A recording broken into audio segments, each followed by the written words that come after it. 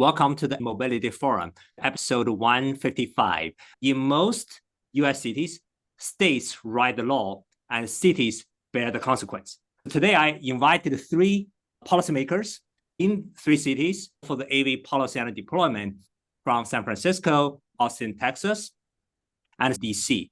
The three cities are in three different phases of AV deployment.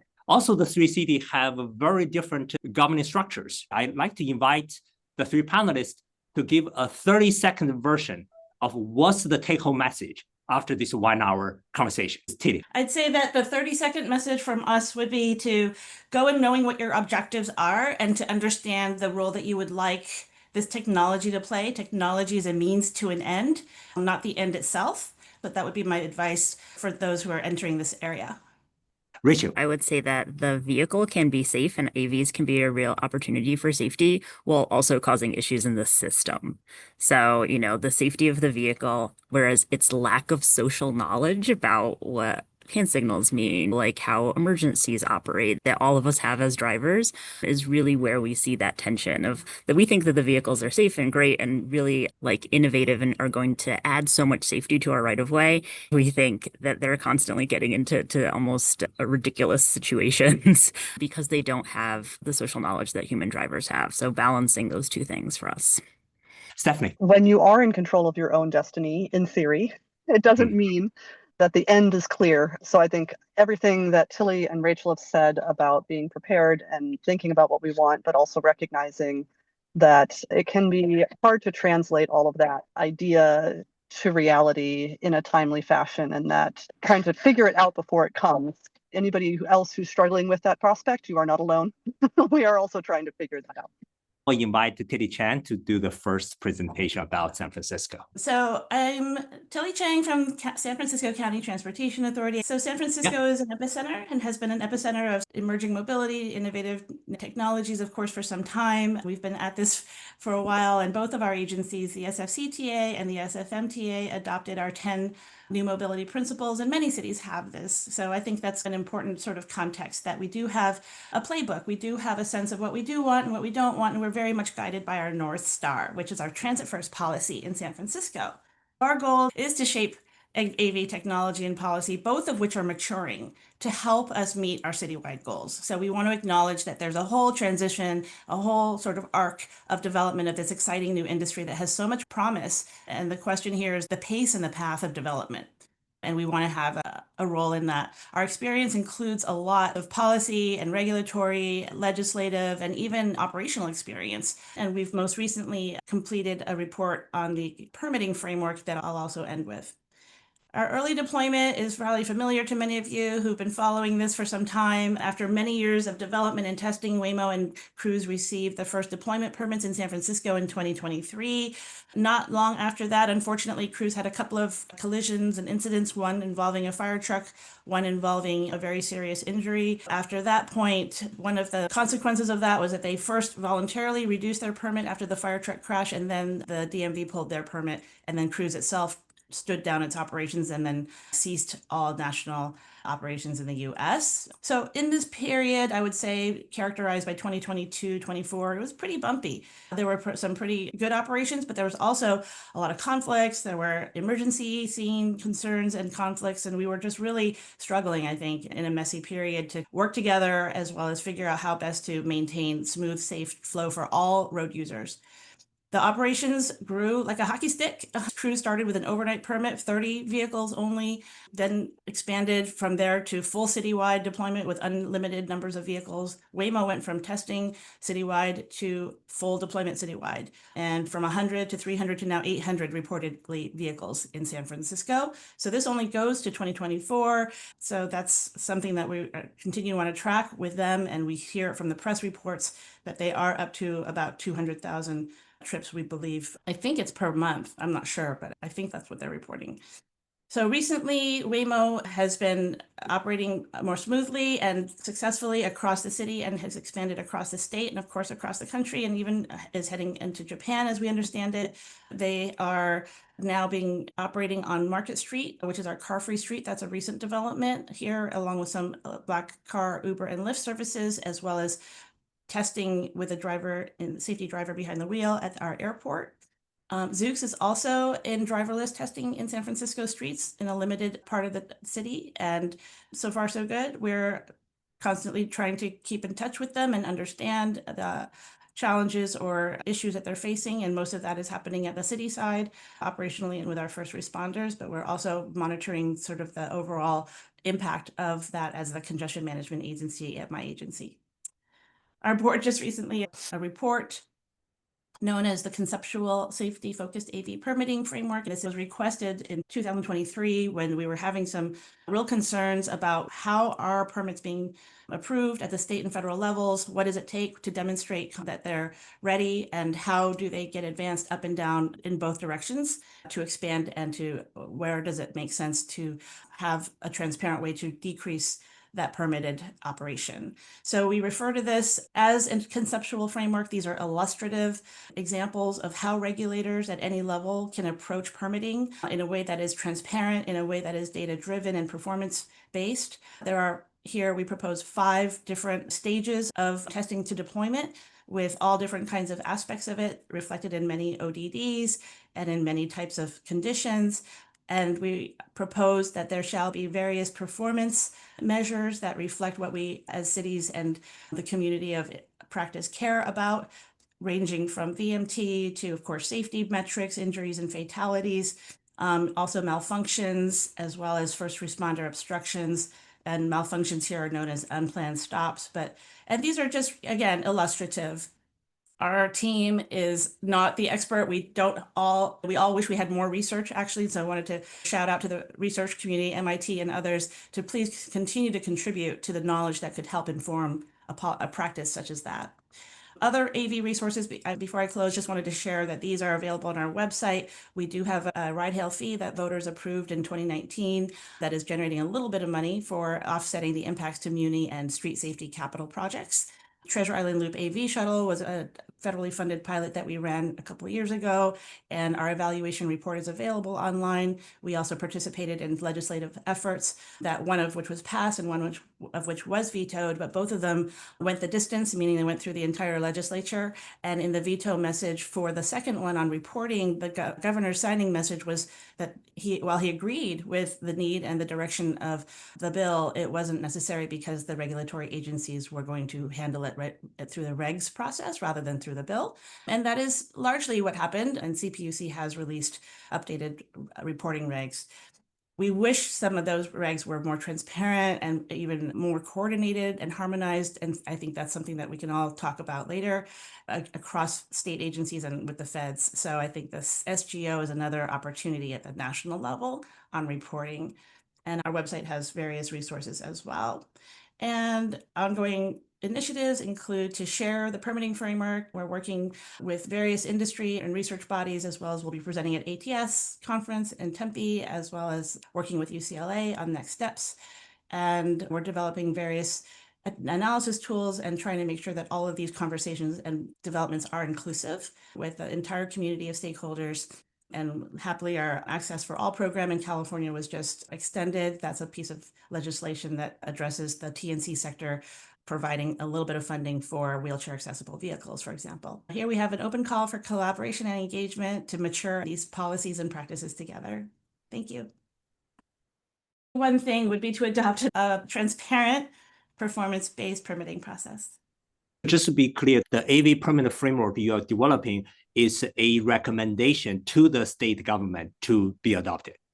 Yeah, I think it's a general suggestion, an illustrative example of how any regulator, really, a federal NHTSA, as well as the states that are developing these, as well as even at the city level to some degree, in that the city is now permitting at SFO and Market Street these services. That is how any regulator, to maintain public trust, to build that database from which to develop policy, can ensure that happens as you go, transparently and sort of performance-based permitting. You mentioned the capability issue of the city staff members, etc. Now here we're talking about San Francisco, DC, and Austin. If anything, that's probably have a stronger capacity. Think about the southern city in the United States. Most of them have no chance to have any technical capacity on this. Yeah, I think that's just going to happen over time. And getting into this with Rachel and Stephanie, this capacity is significant. That if you're going to enter into this area, it's important to just go in with your policy framework understood and shared and aligned as much as possible, and to have the ability to meet the moment, because it's technical, it's policy, it's legislative, it's communication and interaction and engagement with the broader public. So it's a lot for any city, but it's something that we're all trying to share out so that everybody can learn from everybody else's lessons. My name is Rachel Castagnoli. I'm a senior consultant with Transportation and Public Works in Austin. This really is the Wild West for autonomous vehicles. We don't know how many AVs are in Austin. There's no state laws at all. In fact, cities and the TxDOT are banned from making any regulations for autonomous vehicles. But like San Francisco, we had Cruise, we have Waymo, we have Tesla robotaxis here, which are a bit different because they're not using the radar and the LiDAR. And what we do have, and I would strongly encourage any city or organization to do this, is an AV safety working group. And this is a lesson we did take from San Francisco in 2023, and we meet really regularly, I'd say about every 2 weeks. Police, fire, our EMS, our transportation folks, and that's like our Vision Zero folks, myself, as well as right-of-way and signals, our Homeland Security Emergency Management folks, and our airport. And so we're always meeting, we're always training together, we're always talking to AV companies together, we're really trying to speak as one voice, and we're collecting data and creating as much standard documentation as possible. While I said we cannot regulate AVs, we do have an expectations document, and we give that to every autonomous vehicle company that comes into Austin. And it's a work in progress. We're always talking through what our expectations are. Let's see. Okay, so we do share some data with AV companies, what we can. We're always happy to share any sort of public map, or even if it takes a little bit of work. So this is our map that we're sharing with everyone. We've got hospitals, fire stations, EMS stations, police stations, school zones, and it has special events. And this is a live map. All the AV companies have it. It lets them make decisions about their ODG and their geofencing. And these are all, of course, planned places where we have critical infrastructure. For emergencies, we are following the same process that San Francisco and Phoenix follow, and we all got together and talked through that process, which is large-scale emergencies are coming directly out of our computer-aided dispatch system to AV companies. They're getting it the minute it goes into 911. And so our expectation there, although we don't have authority to regulate, our expectation is that they give those major fires, really big events, 1,000 feet for 1 hour. And we had a fire last weekend. I'll show some photos from it, talking about where and why we need this, but we need this right now. And I do believe autonomous vehicles will get good enough, but that little box at the bottom shows how it goes to the AV companies. They get a lat long, they get an address, and we've had some success here. I won't say it's been fully successful, but this is because we really want to be good partners and we want them to succeed. Here are a few issues that we've had. And I would say our number one issue, which you're not seeing in these pictures, is hand signals. And that's because it's really hard for a robot to interpret what a human is trying to tell it. And we're really hoping that AV companies rely on what the cars around them are doing during situations like that, because it's a place where we have issues again and again. But that we have AVs getting caught in water and standing water during our floods that occurred 4th of July weekend. You can see an autonomous vehicle over a fire hose or charged fire hose. There was water in that, and that was just on Sunday. You can see we had a AV back over a cone, and that's right there outside of our University of Texas football stadium, Darrell K. Royal. And then sometimes we see that they struggle with a chain across the exit or entrance of a parking lot particularly. And that's something we've seen all the AV companies struggle with, and in all places. So we share this information. All of these are Waymos, but we have similar issues with Tesla. We had similar issues with Cruise. One thing we've really seen get better since the Cruise deployment in 2023 is they really do understand lights and sirens better. Like, we have many fewer issues with them pulling to the right or avoiding that. So there's some improvement happening. These are all spots where we're working with Waymo and Tesla on how they could avoid these in the future. We have a dashboard and it says it's updated 10.6. We've had 2 incidents since I put this together a few days ago. This is a public dashboard. You can go to it. You can click on any of those dots and learn more about what happened. You can filter by the AV company. You can filter by the year. This is what we're using, police, fire, EMS, transportation, to really work through how we're building procedures. And I will say we are really aggressively we need the geographic information. This is like residents calling or fire, like people doing reporting. We're not getting this from social media. We're not getting this from AV companies. This is just what people are reporting is happening. And it's helping us create better procedures, but it's also really helping us on an infrastructure level. So we do provide ongoing feedback to the company when we get incidents. They're usually getting it like once a week or once a month. They're getting the list of all the incidents. We're looking for patterns and we're determining if it is appropriate to improve the infrastructure. And for that decision, we're looking at where AVs are struggling and then where regular drivers are having frequent crashes. So we're laying over 2 maps, our crash map along with this AV incident map. So we have found a few places where we've restriped almost entirely outside of fire stations. This is an area where like you, a human driver, know what to do when a fire truck pulls out or pulls in, which is the more common issue. But the AVs kind of struggle a little bit with it. So that's where we've really upgraded our signage, our striping to help. And we find that the infrastructure upgrades like that help drivers as well as autonomous vehicles. So we're really happy to make those changes. Again, we're always working with these partners to identify issues, who's responsible for those issues, and how they can be fixed and what's the timeline for fixing them.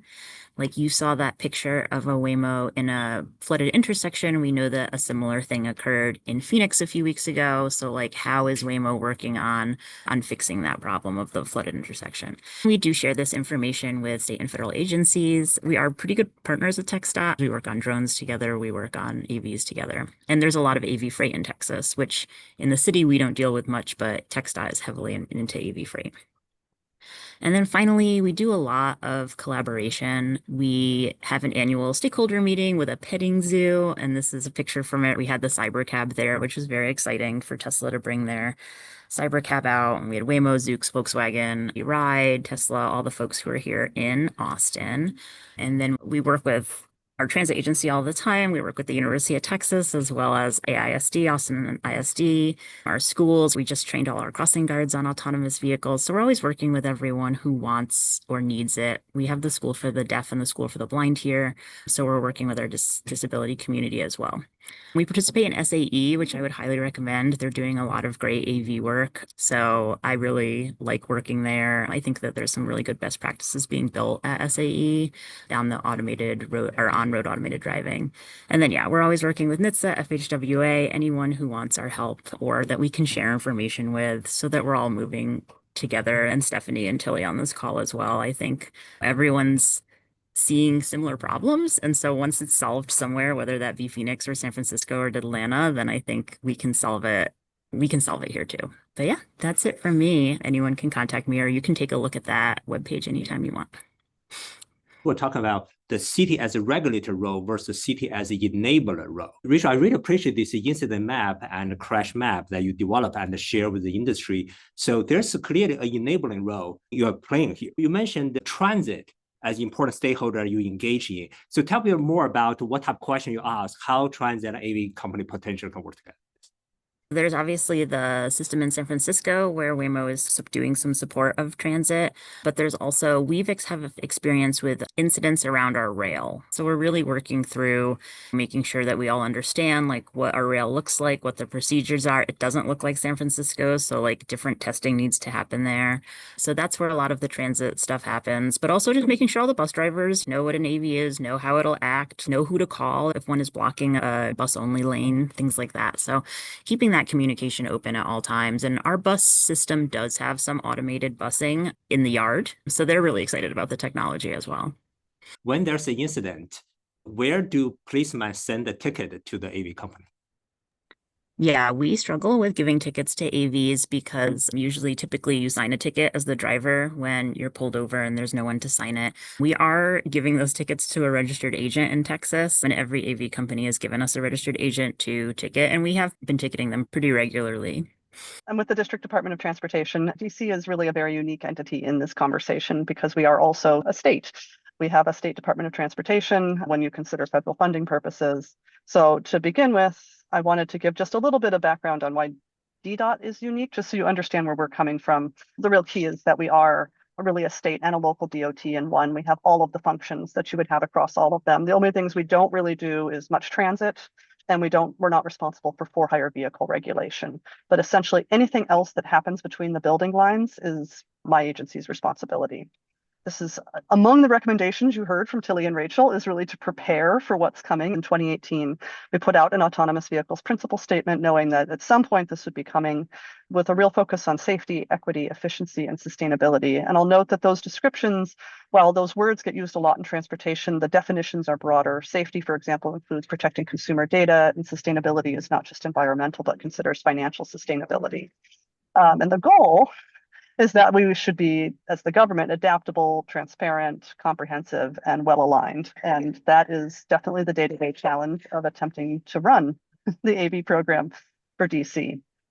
We know DC is an attractive market for AVs in the sense that you get very good visibility to the people in Congress, to US DOT, other agencies, and also an international stage. We have the ambassadors, we have lots of diplomats.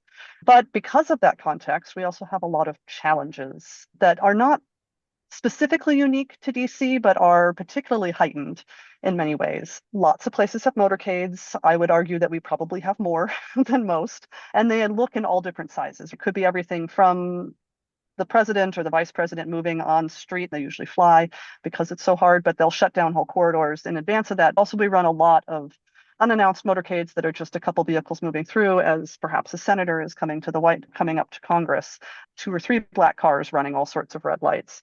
A lot of special events, including a couple big ones that lots of people are aware of, like the inauguration every 4 years.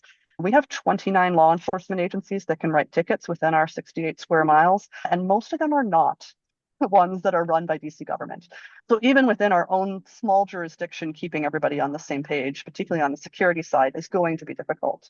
And then finally, we are the central city in a tri-state region. So on the one hand, we are a state, but at the same time, we're also at the very middle of a region, and our region involves Maryland and Virginia, and depending on the commute shed that you're looking at, goes as far as West Virginia as well.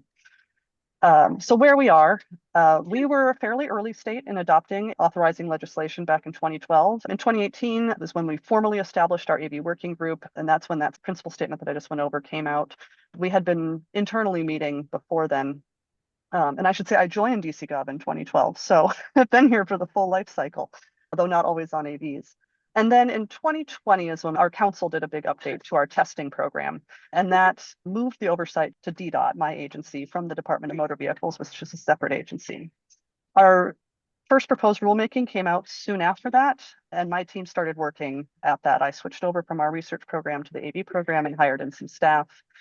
The second proposed rulemaking was a large effort that really, we took what came out of the first proposed from our policy team, essentially threw it all out and started over because we had learned a lot once we had dedicated staff on the program. And then in 2025, we closed some loopholes as we started to see more testing activity coming in to really clarify what was possible before the rulemaking. And you'll note the timeline here, which is one of the challenges that comes up throughout, is really that we want to be adaptable, we want to be responsive to what's going, and the industry is changing a lot faster than our rulemaking structure is allowing us to keep pace.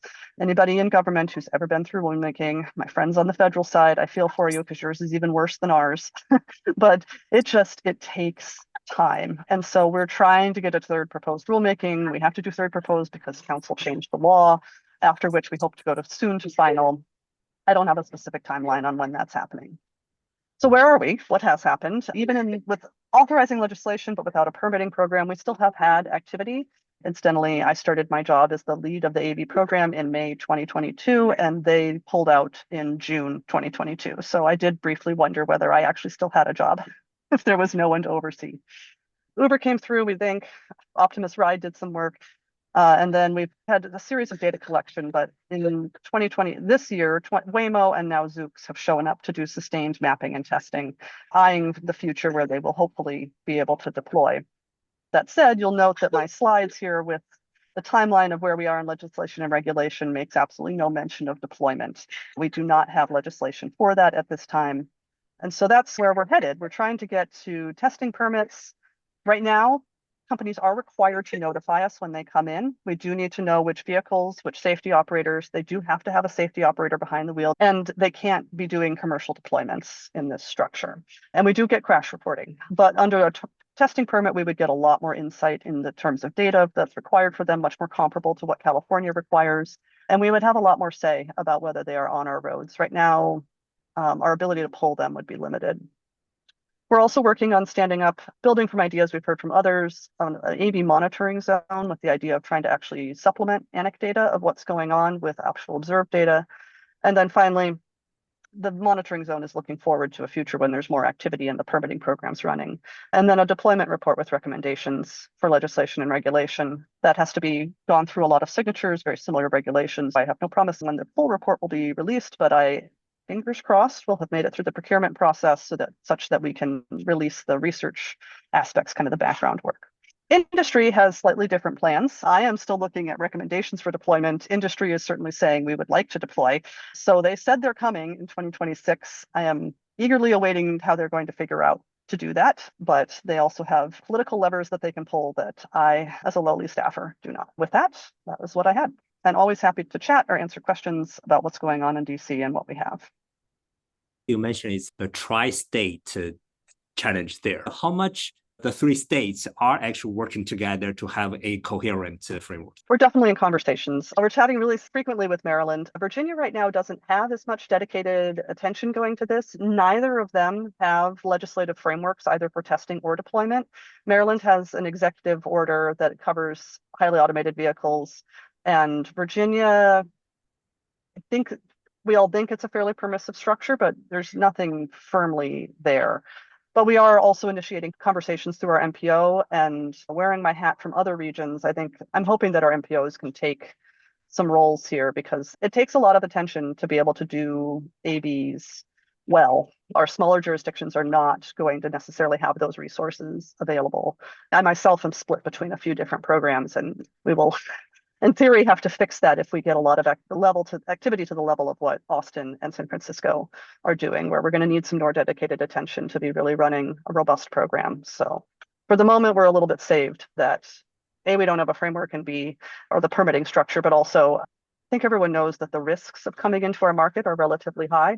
You've got to do it right, because if you want to convince Congress that you need less oversight of the AV industry, you better not be screwing up their travel on a daily basis. Celia, you mentioned during the testing phase, we need all this regulation, but during the commercial phase, cities should be outside of it. Challenge that folly. Tell people why that's wrong. What's the necessity for city to be part of the important discussion? Yeah, thank you for that question, Jinhua, because, and I should really amend my opening statement, is that certainly cities as a takeaway need to know what they want. They also want to be able to be included in decision making, and cities should be included in decision making at all levels of government. In order to be able to really provide that support, we need to have the data. In order to understand that, we need to know what's going on at all stages. And in California, providers are not required to submit reports to the DMV during deployment. That's a function of just an outdated regulation from over many years ago that they're trying to update now at the California DMV. So when Waymo advanced from driverless testing to deployment in August 23, that meant that they didn't have to submit reports. So that becomes a voluntary statewide report. Then the CPUC, of course, does still require commercial deployment, and they're not always harmonized. Some of the data is redacted, as we know from the Lyft Uber. 1 year of Lyft and Uber data that has been released for ride hail in California. After all these years of TNCs in California, we only have 1 year of ride hail reports that is available to the public. Locals have to be involved also at the national level, and we've been working at various forums to try and include the local voice, and we've been active. For example, I've been active in ITS America, which just put out an AI sort of national AV framework document in June. I refer folks to that. And not everyone agreed on everything because everybody's at the table, but We did ask for expanded reporting at the national level. The SGO is a tremendous, valuable resource, and we think it should be, for example, personally in California at our agency, we're asking for VMT to be included. I think a lot of folks do agree that would be useful in order to support rate calculations. For example, how do you calculate or compare anything, AVs to humans, AVs to themselves as they get better over time? How do you really normalize that without VMT? Finally, the local voice, and it requires also some resources and capacity, is not free. So sharing permit fees, having the ability to add an increment for permit fees to support all the local first responder interaction, all the people like Rachel, Stephanie, ourselves, Julia, MTA, all of this takes time and resources. And it would be really nice for cost recovery to be part of the principle at the local level of setting permit fees. Right. For a while, through the CPUC report, you are able to they have the census tract indicator, you can identify that. But then I think starting December last year or something, it started to be read it out. So you no longer can differentiate those things. There's a flaws in the data sharing process. In Texas, and Richard, as you said, you don't even know how many cars are there. It ends up being very expensive because if the regulators don't require it and the companies don't provide it, then as cities and states, we have to figure out if we're going to invest in collecting it ourselves. It's just very expensive. Rich, if you have the chance to convince the Texas state government to do something for you, what would that be? We have had a change in Texas law that passed in March and that we anticipate going into effect soon that will have a permitting scheme by the Texas DMV. Cruise was still operating here for weeks, and we got so many phone calls. Even the state government got so many phone calls. If this is not safe in California, why is it safe here? Cruise did eventually pull its vehicles, but nothing required it. We did not have any laws to stop them. That's something that the state of Texas has put in now, and the Texas DMV is in charge of that. The other thing that we have now is we require first responder plans. What I would love to see, and I don't know that the state of Texas can do this versus the federal government, is real standardization. This is how we get into a Tesla. This is how we engage with a Zoox. Zoox has no steering wheel, and we are taking over and moving Waymos and Teslas on occasion. We would love to see a standardization of how first responders interact with those vehicles, just because they are very busy. It's very hard to get them all trained. We don't want them interacting with them for the first time in the field in an emergency where like every second counts to have to deal with one of these. If that's what's creating resource issues in the city of Austin. And so I would push probably federal, but also state to, as much as possible, standardize how we interact with them so that we only have to learn once. We can train it up in academies, and these folks in the field can be as safe as possible when they're interacting with them. For AV operator to properly deploy and operate, they indeed need a lot of support from the city. The curb access is belong to the city. Where do you put the depot? The zoning, the charging, all those things, indeed, they really need the city and the city or state government to support in that. Stephanie, tell us about your experience in DC preparation. What are the critical components that either DC as either a state or as a city can provide to help? Is it make sense to use that as a leverage to say, we're happy to provide support, but also in return follow some rules so that can support the city better? You know, it's interesting that you take that one because that's, I think, in many ways, probably Tilly and Rachel's tactic. We are certainly keeping an eye on what's possible there. I will say a challenge that we're running into in that space is DC is not an industrial city at all. That's not why we exist. So we have a real shortage of land that can be used for anything like a depot. We don't have a lot of big warehouses. Somebody had asked the workforce question in the chat. I guess I'm speaking a little as myself here and less as the city, but worried that if we are unable to bring in some of the maintenance and charging aspects of these fleets, that any of the workforce benefits that might accrue associated with this are actually going to be lost to us because they're going to go to Maryland and Virginia. More land, more opportunity, because let's be honest, that's where all the warehouses that bring food and other things into the district are largely located. And so it also has a risk of increasing the zombie miles of empty VMT driving back as they deadhead to get to those facilities. I expect we'll have at least small things here, and they will need to have smaller locations, but anything large scale that might have more substantial employment, we run the risk of not having that. So it does mean that if we're thinking not just wearing the regulatory hat, but the investment hat associated with this, that we do need a whole of government to approach to be saying that, because my agency is not the one that does land deals.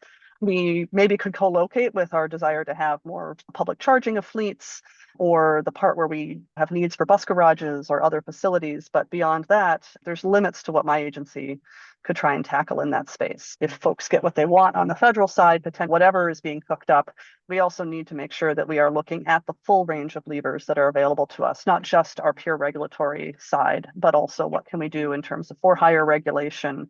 What can we do? And we do have the ability to regulate for hire. And so where can we be getting data on that side that can help us and build the norms around an expectation that you should know what's going on?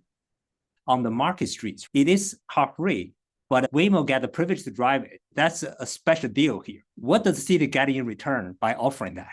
We're trying to understand that our sister agency, SFMTA, is in charge of that. And so the permitting, I think, obviously it's already happened. It's not just Waymo, it's with Lyft and Uber Black Car. And I believe they mentioned that there's some data that is being required from the permit. I'm still trying to understand the details. So I think it's certainly things like how many conflicts there are to Muni. I think, Rachel, you mentioned something about supporting Muni, and I would characterize this as supporting our downtown recovery and our downtown and city economic recovery, and trying to make sure that it doesn't impact and negatively affect Muni. That kind of data is being provided, as I understand it. We're trying to make sure that we have access to just how many trips are being provided by Waymo, by Lyft and Uber Black Car service on a, whatever the case is, weekly, monthly basis, not just the impacts to Muni. And we also, it's our premier biking, walking, and transit street. Everyone uses Market Street. So it is certainly of high interest to everyone beyond just safety in terms of collisions and that type of severe and fatals. It's everything. It's operational, it's access, and potentially all the different effects on the economic and fiscal health of the city. Let me give the forum to John for the questions. Very active chat, as always.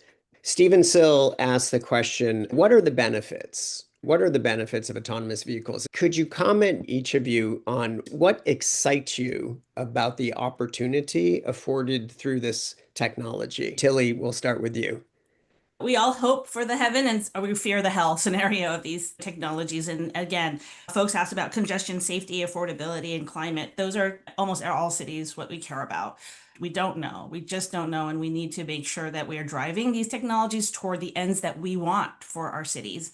I think the low density, low volume, first last mile circulation function is a really nice application for these, provided that we can make sure that it's harmonized with the local communities' needs and labor. In our AV shuttle pilot on Treasure Island, we were able to include everyone early, the local neighborhood groups, the nonprofit that we partnered with, Treasure Island, schools, labor, workforce development efforts. We shaped it in a way that benefited everyone, even if not everyone fully agreed with the introduction of AV shuttle services.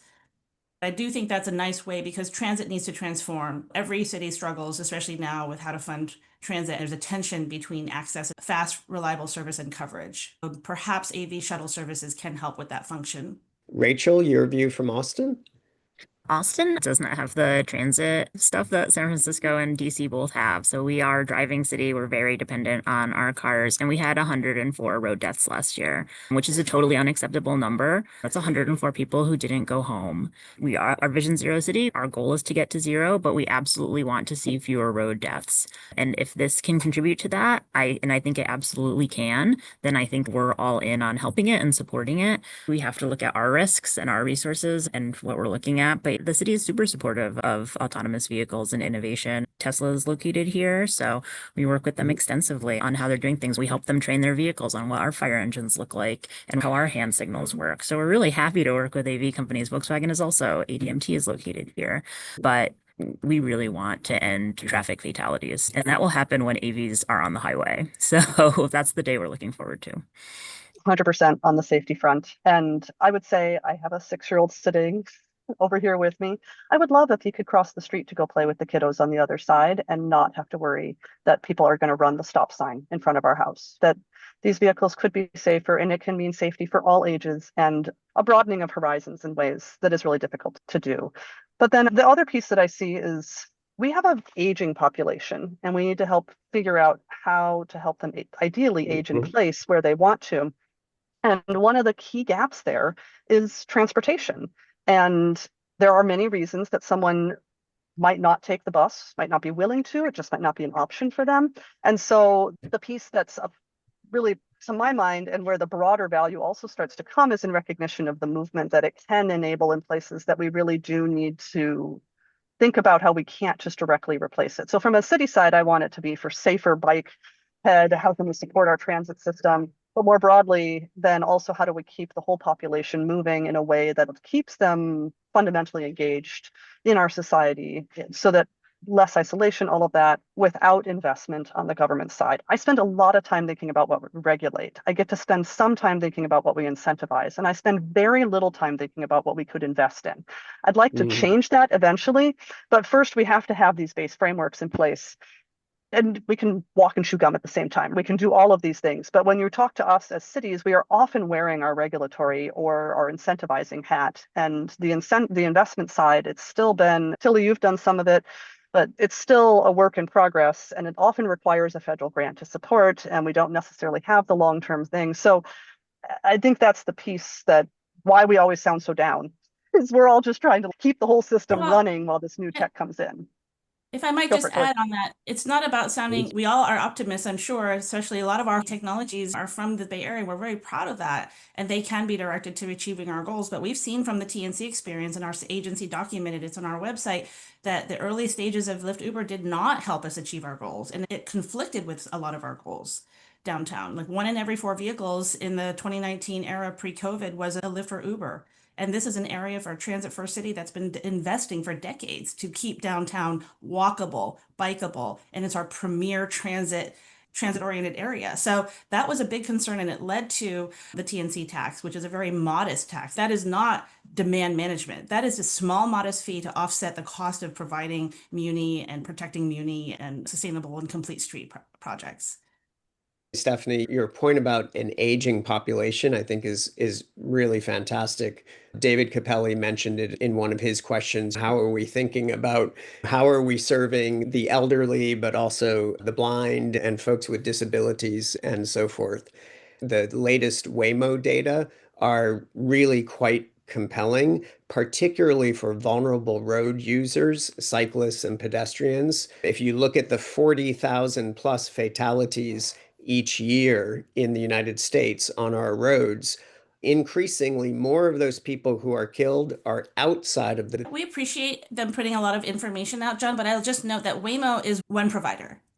And the national and in California approach is to be self-certification approach for licensing. And safety assurance is really important because we don't know if the next operator will be an inferior provider versus a superior or average provider. And we can't have a regulatory and licensing system that relies on everyone to be superior. So we're trying to promote a safety culture, a safety practice, safety assurance, even a national driving test and competency and safety cases with standards. A safety case with standards, I think, is something that then all the different states could buy into to have a national sort of framework, the next generation framework for safety assurance. There's a lot of talk as well about pickup, drop off, lots of interest in how cities are thinking strategically about managing the curb. There was a question about could we return to Robin Chase's challenge from last week? Have any cities seen unexpected use cases for AVs? I think Tilly made is given that if an accident happens to AV, it hurts the entire industry. It's actually to Waymo or big players' interest to have a coherent safety standard, application standard on this. So everybody, please join me thank the panel, Rachel, Tilly, Stephanie again for today's conversations. Great.